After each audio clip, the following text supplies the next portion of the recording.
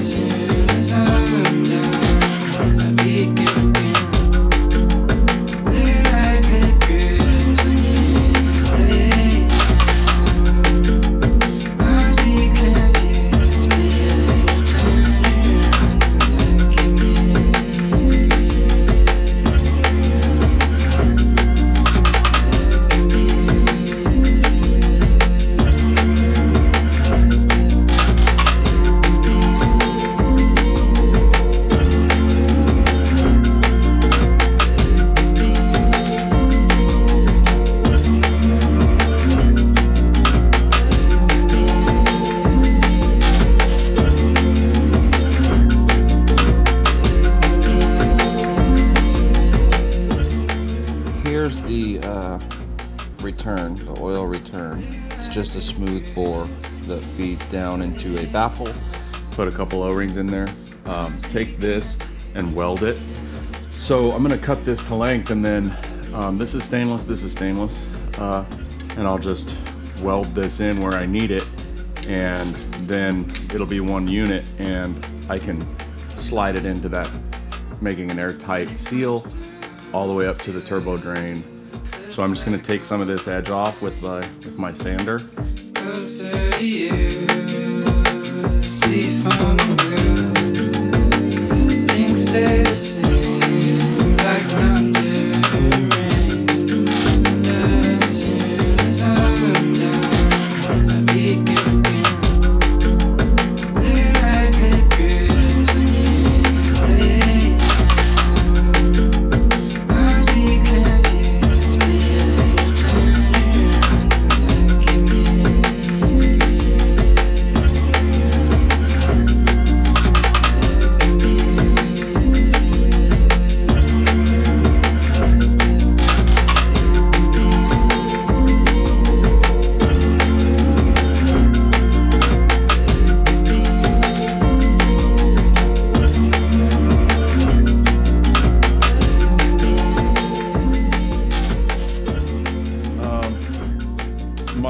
Previous setup, my rings were so bad, blow by was ridiculous, and the PCV system was not up for the task, and so it was sending a crap load of oil vapor through my PCV into my turbo inlet and through my whole system, which included the intercooler.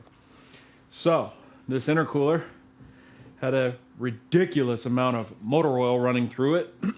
So much that when I took it off and I put it up on the end, as you see in these pictures here, that oil literally was coming out, you know, several ounces. So I need to get the oil film that's built up inside the runners completely out of there, because it will really reduce the efficiency of the intercooler. It creates a thermal barrier between the air passing through and the cooling capacity or whatever of the intercooler. So you got to get all that oil out. It needs to be ideally bare metal. So got an old pair of jeans here that I'm just going to drain this onto. Fill it with acetone, not fill it, but use quite a bit. Just manually tilt it back and forth and back and forth and back and forth and back and forth for a while, and then let that run out, and then do it again, and then do it again. And acetone, you know, it dissipates really well, so evaporates. So I'm not too worried about it leaving a film or anything like that. And also, I'm not really concerned about catching it in a can or whatever. I'll just let it out on these old jeans until it comes out clear.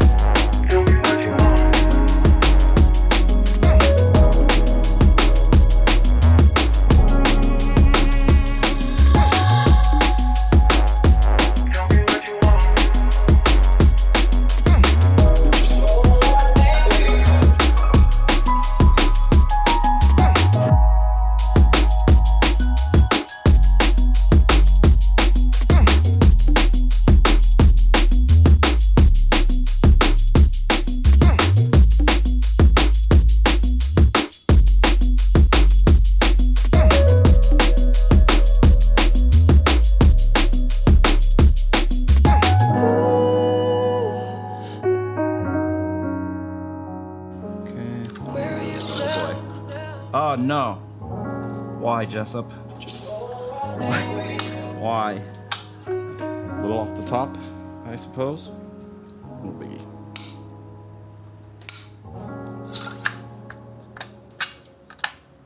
Damn. Alright, so moving along here.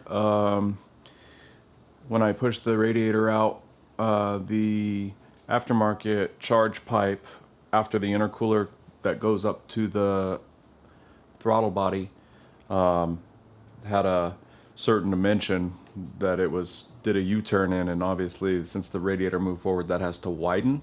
So I'm going to cut it and weld a small piece in there. You can see that it does not reach. That's where it hits the T-map, giving the temperature and the pressure of the intake charge after the intercooler. So it comes up in here, down there, and comes up into the throttle body. Work on that.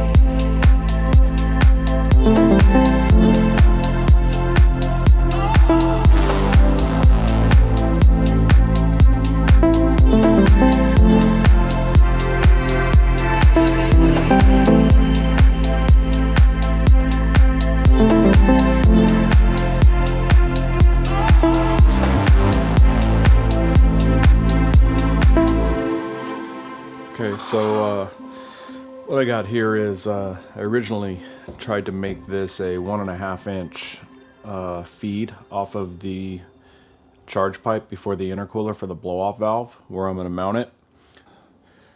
It's a nice unit, but it's outdated. It's old. I bought it years ago. Should still work fine, but when I originally built this feed off of the intake charge pipe, I thought 1.5 inches would be a good idea. But what ended up happening was it was too wide, so I had to go to a smaller diameter tube, and I'm going to go ahead and score this several ways and clamp it in. I just want to get it done, so this is my little fix to bring this diameter down, and then I'll weld the individual seams and then weld the smaller pipe on there with the plate so I can get this mounted up and fabbed up. Now you can sit around and watch it all go down around you, or you can imitate the ways the killers and cons move. You can't simulate the days when they played by the rules, and if you wasn't in the maze, you really can't drop jewels. You really can't understand how a boy could be fooled, and when he turned 29 and still need to be schooled. See, it's a difference in taking a stand and manning up, as opposed to being the man and standing up. Listen, I already been there. That book of live men, small section of survivors. My name in there for rolling with the riders. You couldn't pretend there with live men beside us. We still couldn't win there. They showed us how to sit there and get the attention of the fans and be the stars when the eulogy is read. The way they wall shipping the bread, today it's not okay for good people that may never get ahead. Let us pray, let us pray, let us pray. Who said life was an easy road? A lot of people can't even bear my load. Hustle every day when we touch the road. No, but us can't leave the streets. Street life, ain't give me money on my food, on my bills done paid. Street life, now everybody calls you boss because you got shit made. Street life, the house on the hills with the pool sitting under the shade. Street life, oh oh, street life.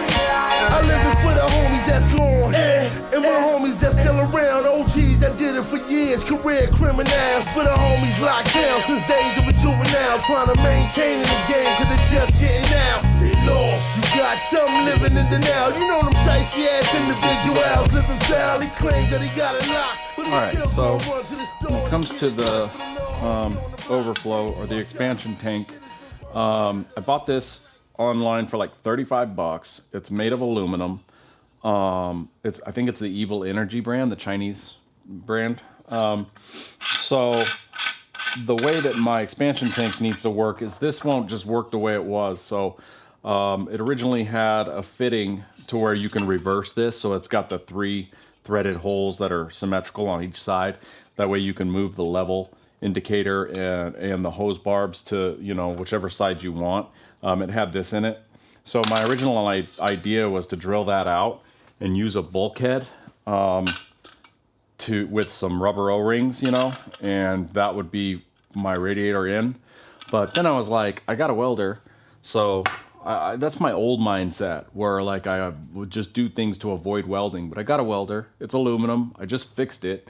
So I bought the correct size hose barb that is a weldable fitting. I'll need to knock the hole out to basically accept this embossed area right here. I'll flap wheel all this paint off and that will sit flush in there, and then I can weld that up. I don't want this barb. There's no need for it. So I'm gonna grind that off and I'll go ahead and weld a square piece of aluminum patch onto it. So I'll patch that up. Then I bought this from Racetronics, and I thought it was something different. I thought it came with a 20 PSI cap. I could have swore it said that in the description. I went back and looked and it didn't, so got the wrong piece, and a little bit of an over-engineered piece, really. I didn't know it was all this. I kind of bought it in a hurry.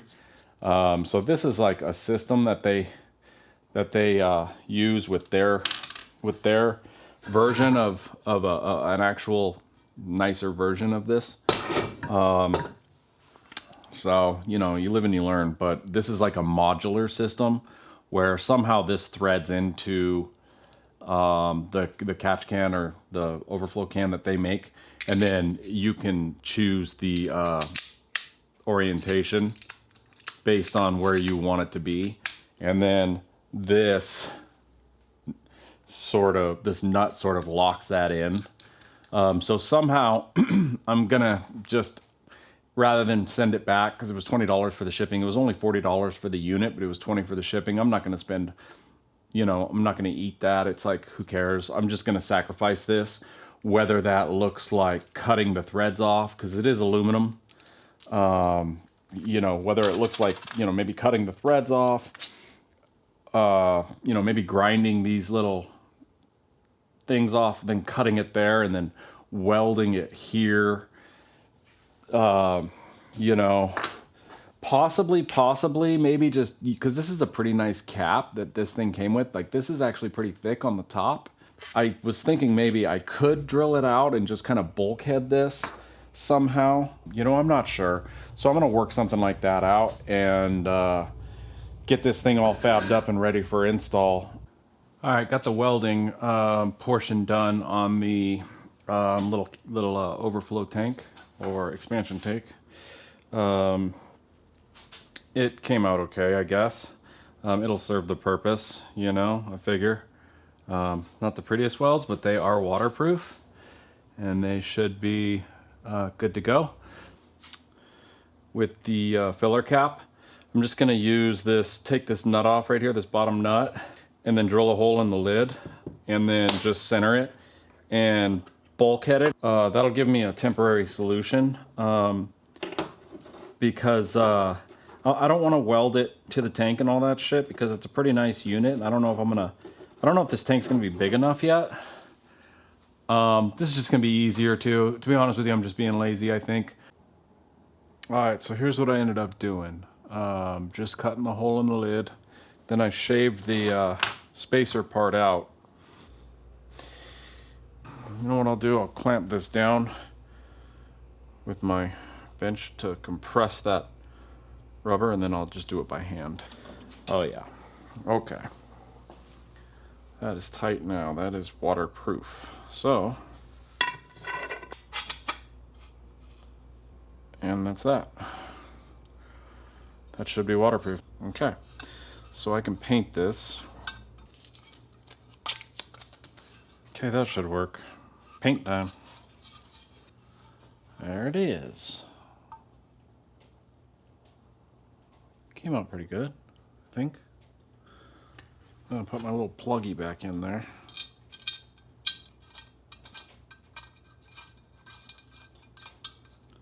That should be the sealed system. That should be fine.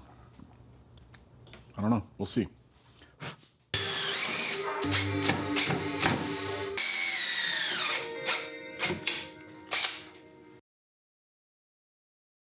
Okay, so as I was talking with you guys earlier about the intake that I wanted to do, I wanted to create a Venturi to try and create a little bit more vacuum for the PCV system. I have a 3-inch intake, but I'm going to choke it down to 2.5 inches for a small section and then bring it back up to 3. Bernoulli's principle basically says that when you take a volume of air that's flowing and you reduce the pipe size that it's flowing through, the velocity will increase of the air through it and it will drop the pressure. So I'm going to tap my PCV in here. So this is going to choke down. I wanted to try to get it away from after the corner, let it straighten out a little bit because I don't want all this air to come up and hit just this backside. It needs to kind of be coming in straight and then shrink down and go out straight. The Venturi effect does benefit from having a longer center section that's constricting. It allows it to stabilize a little better. The other effect that I'm going to be using as well, if we just had a straight stick of pipe and there was no taper, no Venturi whatsoever, and you just take and put a T-fitting on it, essentially an opening that is at 90 degrees, just the air dragging across it at 90 degrees will suck a little bit, create a little bit of a vacuum in the line. So I'm going to combine those principles in the low pressure zone in the middle. Not when it's building, not when it's, expanding, right in the middle at 90 degrees, flush up against the inside best I can. I would lose velocity in the vacuum if I stuck a pipe in, or if I put it in at an angle, or if I cut it at an angle, or anything like that. That's not the way. So, which is great because it makes it super easy. All I got to do is get a weld-on bung, cut a hole here, put it there, make it as flush as I can on the inside, and that's gonna go to my PCV. So I'm gonna put the catch can over here. So PCV is gonna go into the catch can, and then out of the catch can, it's just gonna it's gonna go kind of like around and straight up into this. Yeah, so when this is all said and done, I need to have a mass airflow sensor fitting, which I have been kind of struggling with where I'm gonna put the placement for that. You wanna put that in a straight section where it's consistent throughout the RPM and load range, but like I don't want to put it in the Venturi just because I feel like the Venturi might accelerate faster or slower depending on the RPMs. I'm not sure. There's some physics shit. I'm not that versed in it, so I don't want to mess with that. I got this fitting for a 3-inch cutout, so I can put it anywhere I want on the 3-inch. The only problem is I don't have a lot of straight 3-inch to do that, so I was kind of thinking about putting it essentially like right here.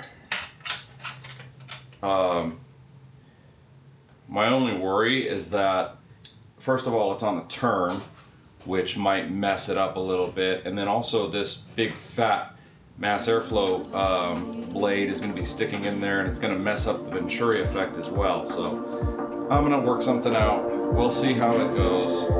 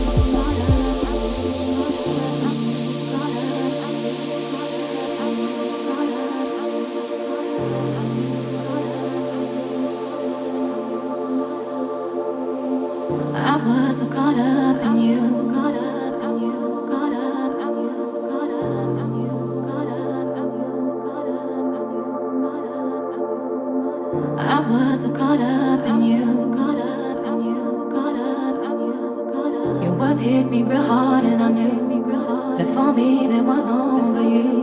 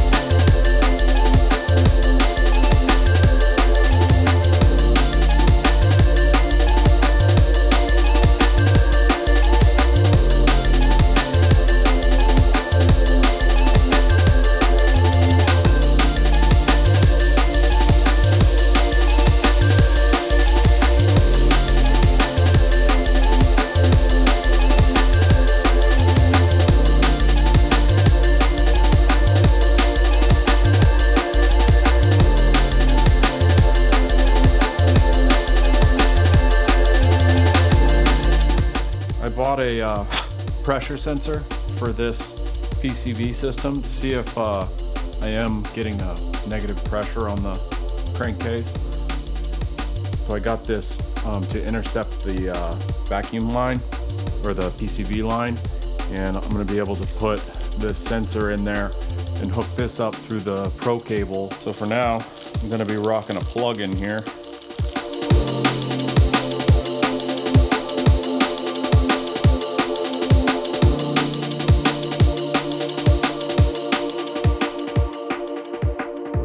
So I'm gonna leave it there for now. Thanks for checking the video out. In the next one, I will be starting her up, and we're gonna go through the engine break-in procedures, and fingers crossed everything goes well.